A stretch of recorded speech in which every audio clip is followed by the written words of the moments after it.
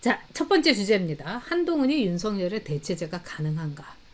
뭐 우리가 이 문제는 이제 주제로 삼아서 얘기하겠습니다만 그 윤석열과 한동훈의 이 갈등, 윤한 갈등이라고 하는 거 이거는 서로 극복해야 됩니다. 그리고 윤석열 대통령도 이 한동훈이가 너무나 믿고 또 배신감을 느끼겠죠. 그런데 어쨌든 크게 품어 안아야 됩니다. 그럴 수밖에 없어요. 네.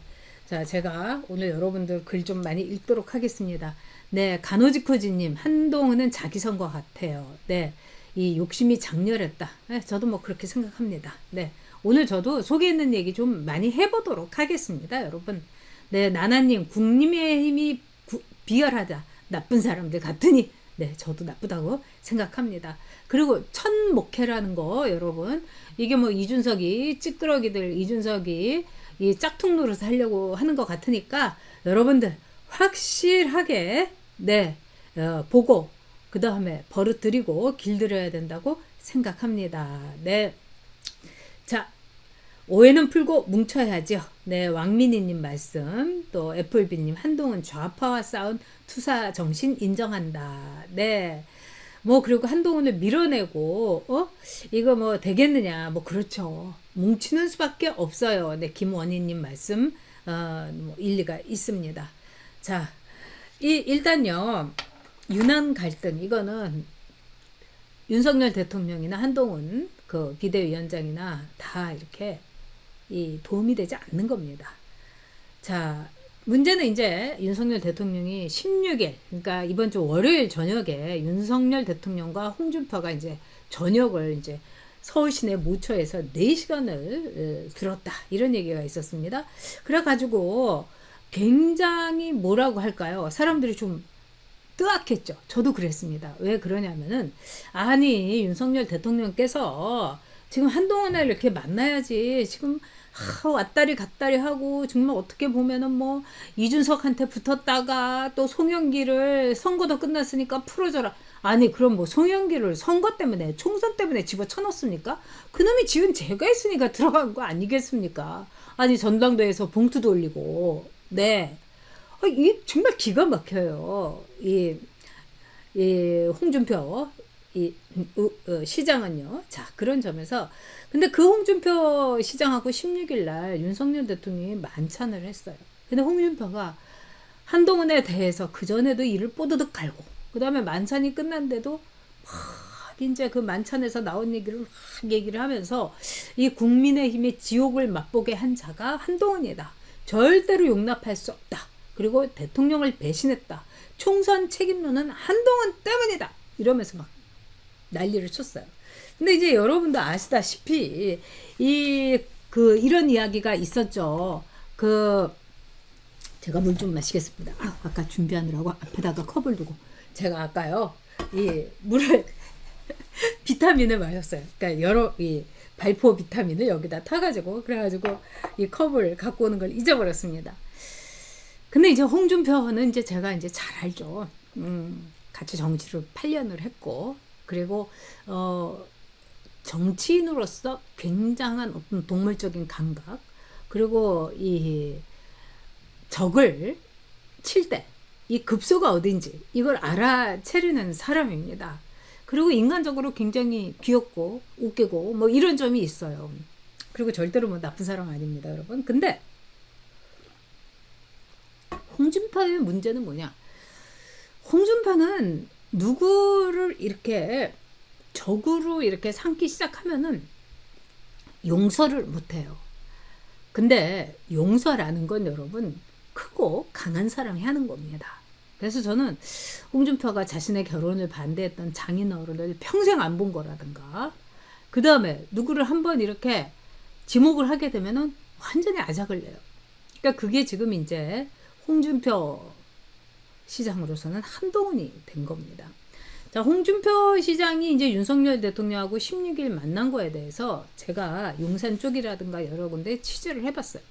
윤석열 대통령이 하도 그야말로 우리 속된 말로 뿔따구가 나니까 한동훈을 미워하고 맨날 한동훈을 씹고 있는 이 홍 시장을 만나갖고 그냥 이렇게 회포를 푼 거 아니냐 이런 생각 들었습니다만 제가 취재를 해보니까 홍준표 시장하고 윤석열 대통령하고의 만남은 거의 한 석 달 전에 정해진 거라고 합니다. 이 날짜 역시요. 그리고 홍준표 시장이 대통령한테 뭐 부탁한 게 많겠죠. 그러니까 만나달라 이렇게 얘기한 거죠. 그러면서 또 홍준표 시장은 이제 계속해서 이제 준석이 준돌이 편들고 막 이런 거죠.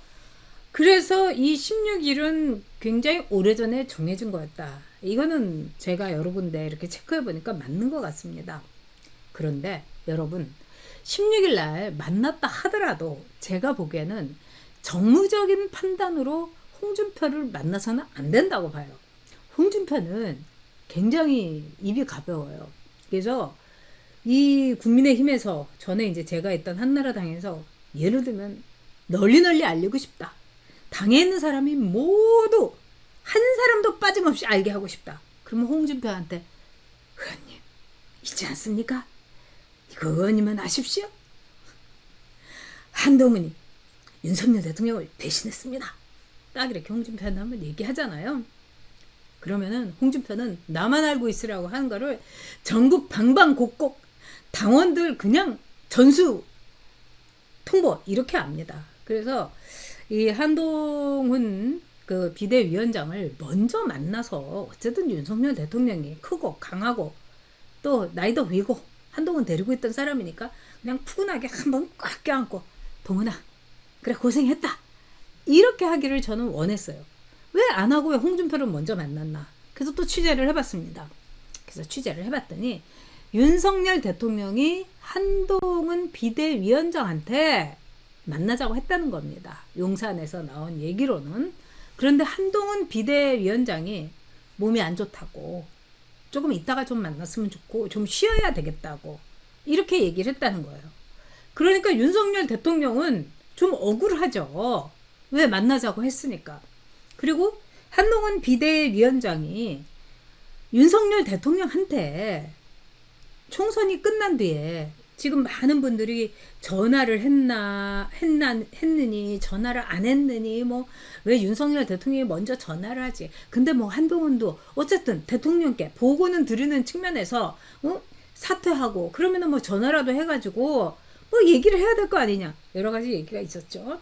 근데 이거는 제가 취재한 겁니다. 여러 가지 취재를 한 결과 한동훈 비대위원장이 연락은 했습니다. 윤석열 대통령한테. 딱 문자 한 줄. 사퇴합니다. 딱 문자 그러니까 주어도 없이 그냥 내 한동훈이 사퇴한다 이거 하고 뭐 저는 사퇴합니다 이게 아니라 사퇴합니다. 딱 이렇게 보낸 거예요. 그 윤석열 대통령이 그걸 딱 보고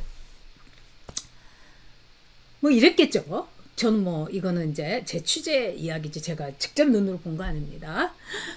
이렇게 하면서 윤석열 대통령이 그래도 윤석열 대통령은 굉장히 이렇게 심정적으로 이렇게 따뜻하고 그 다음에 후배들한테는 늘 져주는 선배였기 때문에 고생 많았다. 애 얼마나 썼느냐.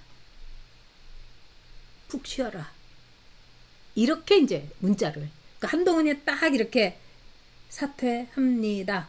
5글자 보냈는데 윤석열 대통령 거의 23글자 뭐 거의 30글자에 가깝게 보냈다는 이런 이야기가 있습니다. 자 여러분 3년 만에 그 한동훈 비대위원장이 이 비대위원 때는 페북을 안 하고 SNS를 안 하고 이 페북을 올렸어요. 근데 이 페북을 올리는 시점도 참 이상하죠. 저는 한동훈 그 비대위원장이 SNS를 안 하는 게 법무부 장관 때는 이해가 됐어요. 뭐 조국처럼 그 이렇게 뭐라고 할까요?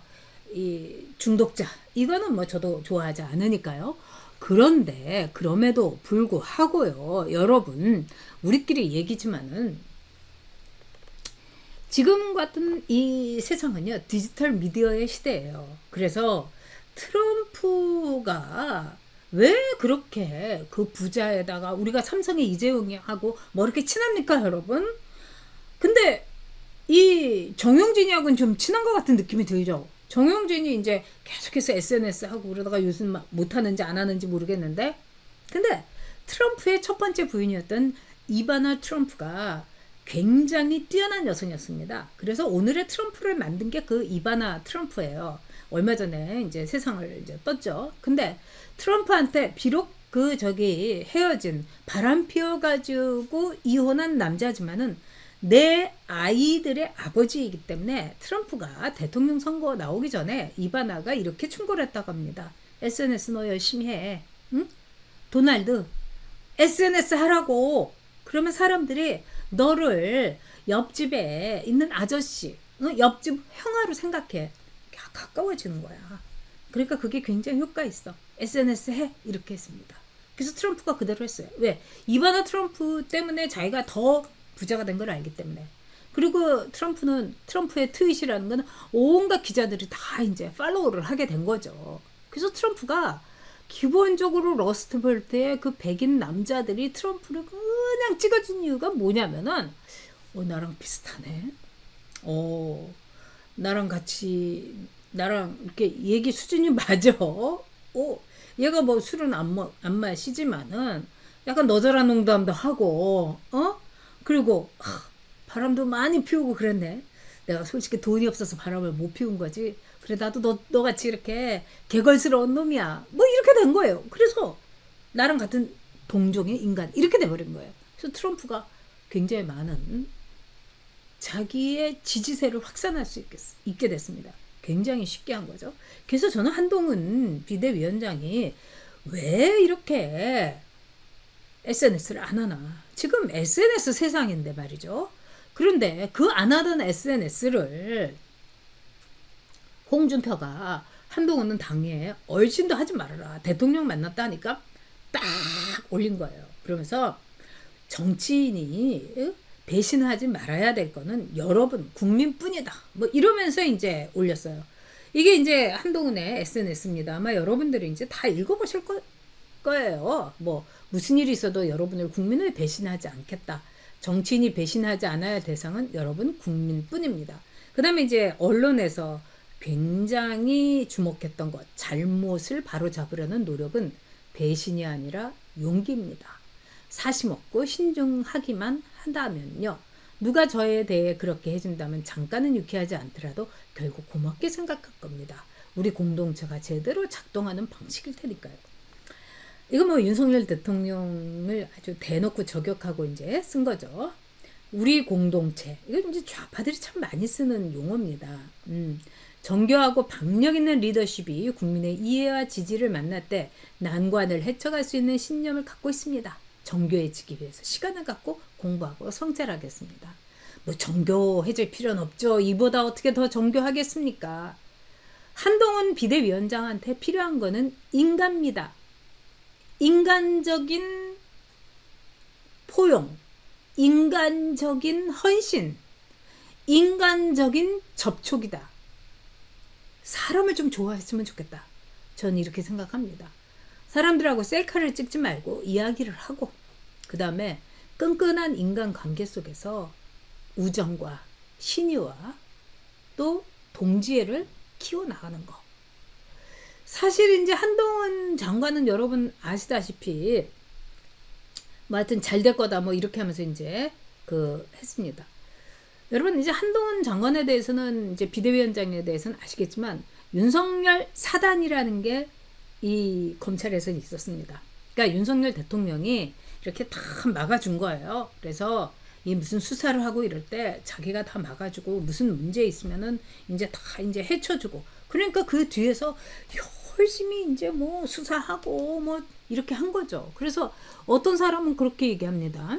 윤석열 대통령이 이 민주당에 있는 사람들이 윤석열 대통령이 술 마시러 갈 때 한동훈은 뭐 이렇게 검찰청에서 막 자료 보면서 막 이렇게 하고 있다. 이거 아니에요, 여러분. 한동훈이나 이원석이가 수사 잘 하도록 문제가 있으면 그 사람 직접 만나가지고 얘기하고 설득하고 이렇게 한 거예요. 근데 그런 걸 모두 술 마시러 다녔다. 아니 우리나라에서 정치권도 그렇고요. 어디나 술 한잔 하는 거는 사실은 그냥 룰이에요. 저도 처음에 이제 국회에 들어와갖고 아니 왜 이렇게 폭탄주를 많이 마시나 저 굉장히 놀랐어요. 왜냐하면 제가 있었던 이제 뭐 나름대로 제가 이제 있었던 곳은 와인 한두 잔 마시고 그다음에 그 시간에 일 열심히 하고 뭐 이런 상황이었죠. 근데 물론 저는 제로 콜라 이런 건 안 마셨습니다, 여러분. 저는 뭐 와인 즐겼고요. 그런데 굉장히 이 술이라는 게 일종의 촉매제나 윤활유가 돼가지고 뭐 검사들의 이 술 센 거는 이루 말할 수 없죠. 그리고 판사 출신들도 일단 법조인이라는 이름이 붙으면 여자고 남자고 술이 굉장히 셉니다, 여러분. 저도 놀랐어요. 그냥 벌컥벌컥이에요. 이 서울대 법대 나왔다는 그 여자 법조인들, 뭐 서울대 나온 여자들, 이게 아마 특징이 그런 것 같아요. 그러니까 한나라당에 제가 들어가 보니까 여성 정치인들은 서울대 아니면은 극소수의 이대 뭐 이렇게 있었습니다. 근데 이 서울대 출신들이 많았어요. 왜냐하면 서울대 출신 남자들이 많았기 때문에 자기들에게 오빠 오빠 하는 저는 아주 그냥 오빠라고 하는 남자들을 오빠라고 부르는 여자들 진짜 싫어해요. 그러니까 정말 그게 괴로워요.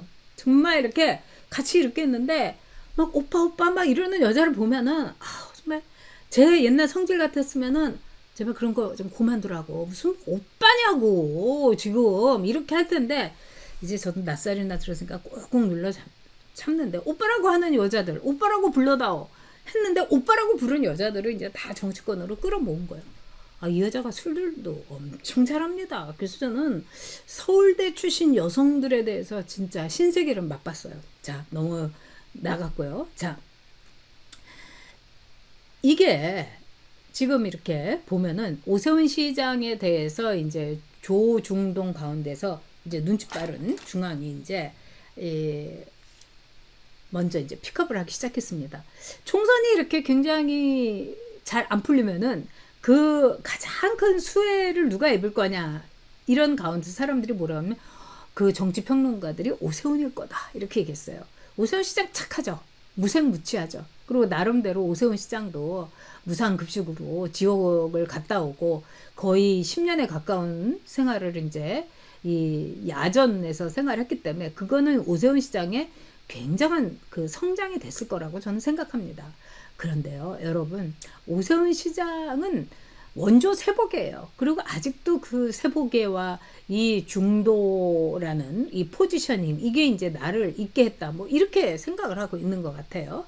그래서 이 오 시장이 이제 이렇게 얘기하는 거예요. 윤석열 대통령에 대해서 여러 일로 지지층을 축소했다. 그동안 찍소리도 안 하더니 이제 윤석열 이제 갔어 이렇게 생각하는 거죠. 정책 전달력이 약했다고 비판했다. 아니 이번에 윤석열 대통령이 총선 지휘를 한 게 아니지 않습니까? Anyway, 윤석열 대통령에 대해서 다양한 부분을 비판했다. 오 시장은 윤 대통령의 리더십 스타일을 얘기하지 않을 수 없는 게 어떤 참모라도 하고 싶은 말을 부담 없이 할 수 있는 분위기는 꼭 필요하다. 많이 알려진 게 앞에 가면 얼어붙는다고 하지 않나 라고 윤석열 대통령의 리더십에 대해서도 언급했다.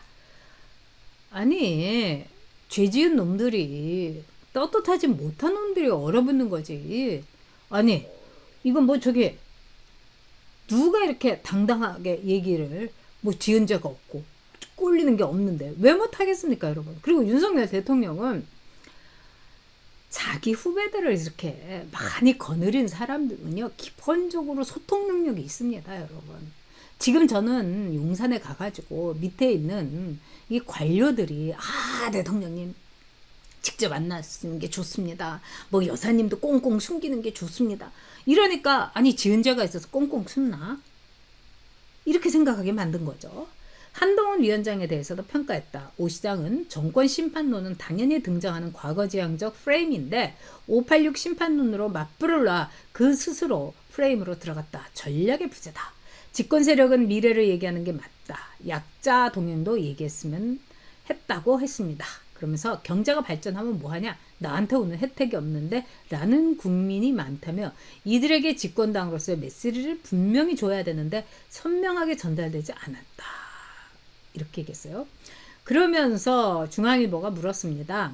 이 오 시장 역할을 기대하는데 그동안 뭐 5년 동안 내내 여기까지인데 그 후속 기사를 보면은 5년 동안 내내 시장 일 여기만 앞으로도 전념하겠다. 그러니까 뭐 5선 시장도 도전해보겠다. 뭐 이렇게 이제 얘기를 했는데 대선은 어떠냐 이렇게 얘기했어요. 이렇게 물어봤습니다. 근데 전에는 오세훈 시장이 대선은 무슨 5선 시장 되고 싶어요. 뭐 이랬거든요. 근데 반반이다 이렇게 얘기한 거예요. 이런 사람들을 저는 별로 안 좋아합니다. 오세훈 시장 참 저하고 사이 좋았고 좋은 사람이라고 지금도 생각해요. 근데 저는 이렇게 발톱을 숨기고 있는 사람 있잖아요. 손톱을 뾰족하게 길러가지고 싹 이렇게 옹크리고 있는 사람 싫어해요. 그냥 처음부터 반반이다 이렇게 해야 이렇게 하는데 절대로 전 대선 안 나가요 하다가 윤석열 대통령이 저렇게 어려운 상황에 되는 걸 기다린 듯이 반반이다. 이거는 아닌 거죠.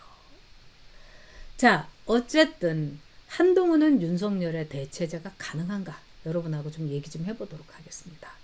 여러분은 어떻게 생각하시는지, 네.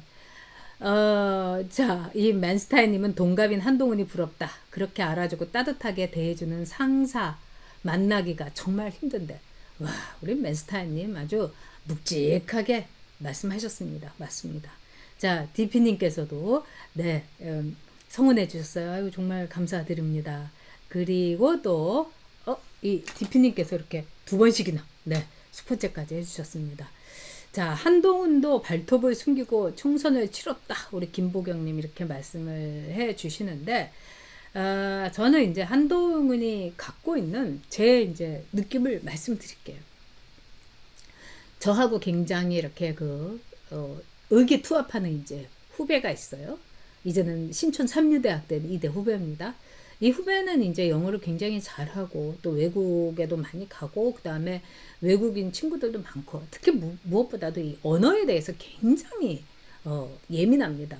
근데 이제 한동훈이 이제 등장해서 저도 너무 기뻤어요. 아이고, 스타가 나타났다. BTS급으로 우리 이런 사람 없는데. 그리고 막 사람들을 모으니까 전 너무 기뻤어요. 제일이나 된 것처럼. 여러분도 그러셨잖아요.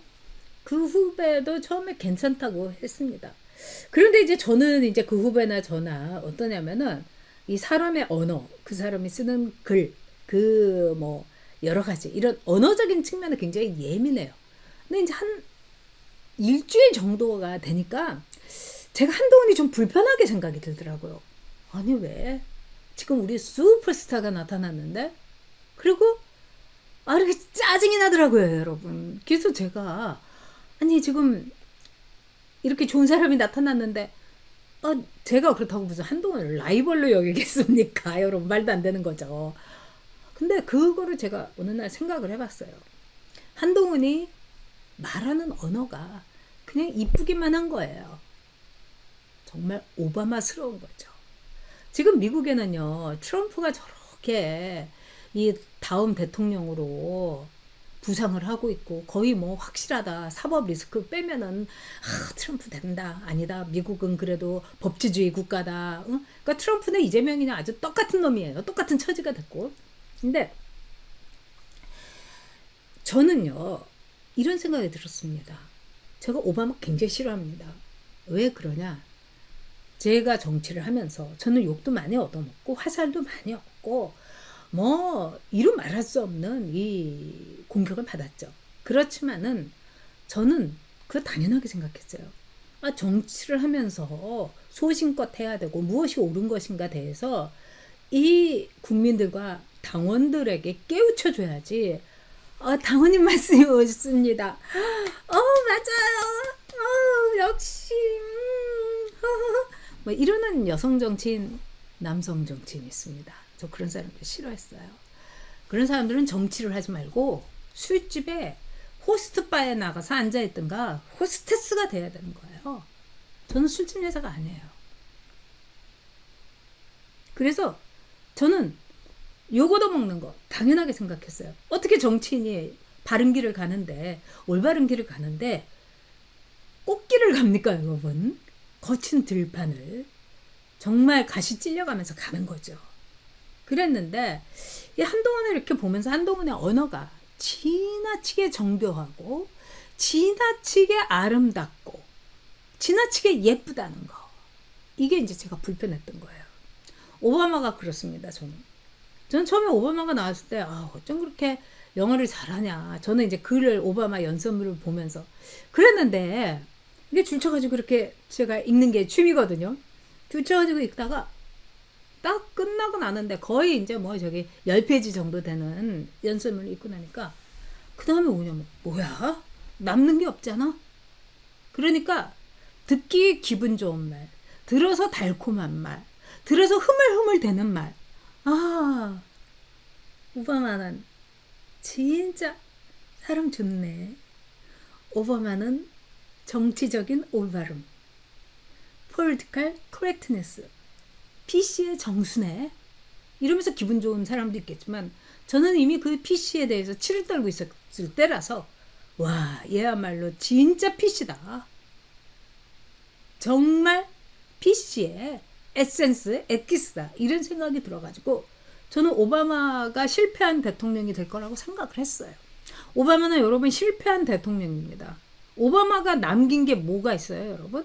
물론 흑인들이라든가 약소층에 대해서 메디케이트 뭐 이런 거 뭐 이거 빼놓고는 오바마가 안보도 정말 망했죠. 경제는 꼬라박았죠. 네. 그리고 그냥 미국이란 나라에서 치안이 문제가 돼가지고 또 이민자들은 들끓었고 또 흑인들은 그냥 물론 저는 흑인들도 좋은 흑인들 제가 많이 알아요. 친한 친구도 있고 근데 흑인들이 의양양해가지고 죄를 지어도 감옥에 안 가고 자 그런 다음에 트럼프가 승리를 했고 트럼프가 승리를 한 뒤에 또 뭐 PC들이 난리 발광을 치고 미국 좌파들도 끝내주지 않습니까? 그런 다음에 바이든이 됐어요, 여러분. 지금 트럼프가 왜 다시 저렇게 힘을 얻고 있나? 저도 개인적으로 트럼프 싫어하거든요. 근데 바이든을 비롯해가지고 이른바 민주당이 Governorial Head, 즉 이 지자체 장인 그런 지역은요, 여러분 치안 엉망이고 길거리에 막 대변 막 그냥 싸지르고 뭐 1000불 아래인가요? 뭐 800불 아래는 훔쳐도 경찰이 그거는 출동도 하지 않고요. 뭐 이렇게 된 거예요. 그리고 온 나라가 대마초 냄새로 진동을 하고 필라델피아라든가 이런 데는 펜타닐 중독이 된 사람들이 이렇게 있고요. 펜타닐은 2년 정도면 다 죽어요. 펜타닐 중독이. 그러니까 기가 막힌 거죠. 자, 저는 한동훈이 굉장히 오바마 같다고 생각을 한 겁니다. 그래서 저는 예쁘게 치장하는 사람이 싫어요. 정치가 그렇게 정신 나가게 웃음 새질거리고 응? 누나 오빠 이러는 게 아니에요. 정치는요 목숨 걸고 피비린내가 나지 않는 전쟁일 뿐이에요. 그런 점에서 저는 한동훈이 처음부터 싫었어요. 왜 싫었냐? 지금 한동훈은요 너무 좌파 특혜예요. 강남 좌파의 정수예요. 그리고 그 뒤에 보세요, 여러분. 제가 한동훈에 대해서 정말 많이 억제하고 그래 뭐 부직갱이라도 하나 이렇게 데리고 와서 힘이 돼야 되는데 그래 참자 전 꾹꾹 눌러 참았어요. 근데 제가 참을 수 없었던 거 이제 얘기하겠습니다. 뭐 참지 않은 점도 있었죠. 김경률, 함은경 이런 떨거지들 데려온 거 저는 화가 나요. 제대로 된 좌파를 데리고 오라 이거예요. 제대로 된 좌파도 있습니다, 여러분. 함은경이 이번에 의탁금, 그 기탁금, 국회의원 기탁금 내는데 그 1,500만 원인가 그게 없어갖고 그것도 당에서 꽂았다나 누가 대신 대납했다는 얘기가 있습니다. 아니 뭐 운동권에서 자기가 참여해갖고 자본주의 어쩌고저쩌고 하는 사람이 아니 그런 돈이 없으면 어떡해요. 그리고 이 전 부인이 소아과 의사였는데 함은경이가 하도 빚을 많이 져가지고 이혼하는 조건으로 빚 다 가려주고 이혼을 해서 함은경이가 그냥 전 부인한테는 너무너무 고맙게 생각한대요. 두 번째 정청래 같은 운동권에서 아주 그 찌질한 놈이고 계급이 나보다 아래다 이러면 뭐합니까? 정청래는 눈이 벌게 가지고 밤 1시고 2시고 막 싸돌아다니면서 그렇게 선거운동을 하는데 7시 8시면 술집에 가고 술 푸면서 뭐 노래 부르고 같이 부둥켜 안고 울고 이래가지고 무슨 송걸합니까? 좌파물이 하나도 안 빠진 거죠. 김경률도 그래요. 김경률이 뭐 부인이 우리 마누라가 저기 정청래를 찍는데요 뭐 이런 말도 했지만은 김경률이 그동안에 사고 친 거 여러분 생각해 보십시오. 근데 김경률이 사고 치는데 옆에서 한동훈이 있었던 거예요. 경선도 하지 않았는데 마포에 와갖고 김경률 왜 이렇게 여러분 뭐 믿어주시겠습니까? 아마 한동훈이 이랬죠. 그러니까 김경률이 술잔이 식기 전에 다시 오겠다고. 그것들은 다 술이에요. 뭐든지 술이에요. 술잔이 식기 전에. 그리고 김경률에 대해서는 지금 여러 가지 말이 많죠, 여러분. 일단 김경률이 반포에 있는 엄청나게 큰 아파트에 산다고 그럽니다. 맨날 참여연대 이거 하면서 돈도 없고 거마비도 못 받았다. 나 정말 버스 뭐 어쩌고저쩌고 했는데 김경률이 사는 그 아파트가요. 뭐 공시지가로는 37억이고 뭐 지금 이렇게 거래로는 뭐 50억이다 60억이다 이런 말이 있어요. 이럴 때 우리가 깨는 거죠. 자, 다 좋아요. 근데 김경률이 김건희 여사에 대해서 마리 앙뚜아네트 뭐 이러면서 자기가 촛불 집회 했을 때 어떤 역사학자가 마리 앙뚜아네트가 이 프랑스 혁명에 촉매제가 됐고 그렇게 사생활이 난잡했고 사치스럽고 막 이런 말을 한 거예요. 진짜 아니죠. 지금요. 그래도 글 한 줄이라도 읽는 사람들 또 역사에 대해서 책 한 줄이라도 읽었던 그 사람이 역사학자라는 게 좀 믿어지지가 않아요. 마리 앙투아네트는 프랑스 혁명에서요 희생자였던 거예요. 오스트리아의 합스부르크 왕가의 후손이었기 때문에 프랑스 사람들이 우리나라로 치면 저 일본에서 온 외년이 우리나라 황태자비가 됐네 뭐 이렇게 얘기했던 거하고 똑같은 거예요. 뿐만 아니라 마리 앙투아네트는 굉장히 검소하게 살았어요. 루이 14세, 루이 15세가 워낙에 돈을 막 써제껴가지고 마리 앙투아네트와 남편인 루이 16세는 그냥 생활비도요. 굉장히 아낀 거예요. 그리고 마리 앙투아네트는 뭐 파티를 좋아하고 막 아닙니다. 오히려 전원 생활을 좋아했어요. 근데 그것도 모르면서 사생활이 난잡하다. 그럼 김건희 여사 사생활 난잡하고 뭐 사치스럽다. 아니 김정숙이하고 비교를 해봐야 이게 말이 됩니까? 게다가 마리 앙투아네트 때 이 좌파들, 이 혁명 분자들은 얼마나 무서운지 여러분 생각해 보세요. 마리 앙투아네트의 아들 그 당시에 7살인가 8살이었어요. 이상한 관계였다. 근친 상간이었다. 이렇게 가짜뉴스를 퍼뜨린 거예요.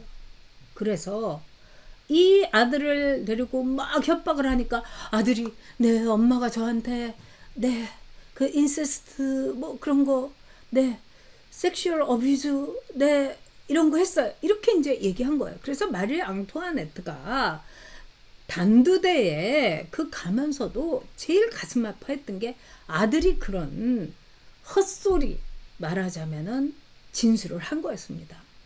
역사는 이렇게 잔인해요, 여러분. 자, 그런데 서울의 소리에서 퍼스트 레이디라는 영화를 3억을 들여서 만들어서 건국전쟁을 뒤엎어 벌고 돈도 많이 벌겠다. 이렇게 얘기를 한다고 합니다. 그리고 이 영상물 심의위원회에서 이걸 12살 아래도 이걸 볼 수 있게 했다는 거예요. 여러분, 우리 영상물 심의위원회에 모두 여러분 달려가갖고 우리 여옥대첩에 다 있습니다. 달려가갖고 이 등급에 대해서 이의를 제기하자고요. 그리고 이 퍼스트 레이디라는 거는 여러분 생각해 보십시오. 이번에 김건희 여사가요. 정말 마지막까지 이렇게 모습을 보이지 않았어요. 다들 이제 김건희 여사는 숨어 있는 게 낫다. 뭐 이렇게 한 거예요. 그런데 또 하나 여러분 생각해야 될 게 있습니다.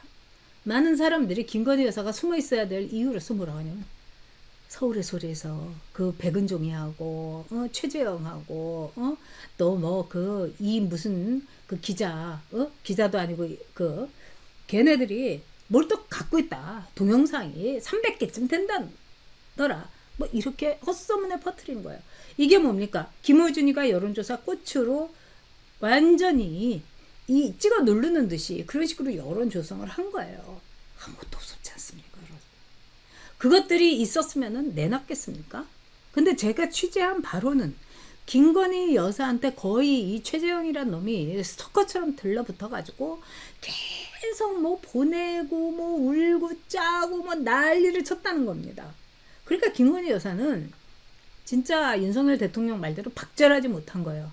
내가 아무리 퍼스트 레이디라도 우리 아버지가 그 최재형 그 형님하고도 이렇게 친하고 우리 동네에서 이렇게 왔다리 갔다리 했는데 이런 거 모른 척하면 내가 좀 뭐 남편이 대통령 됐다고 좀 사람 거만하다고 하는 거 아닐까? 이런 생각을 했을 수가 있습니다. 제가 취재한 바는 그래요.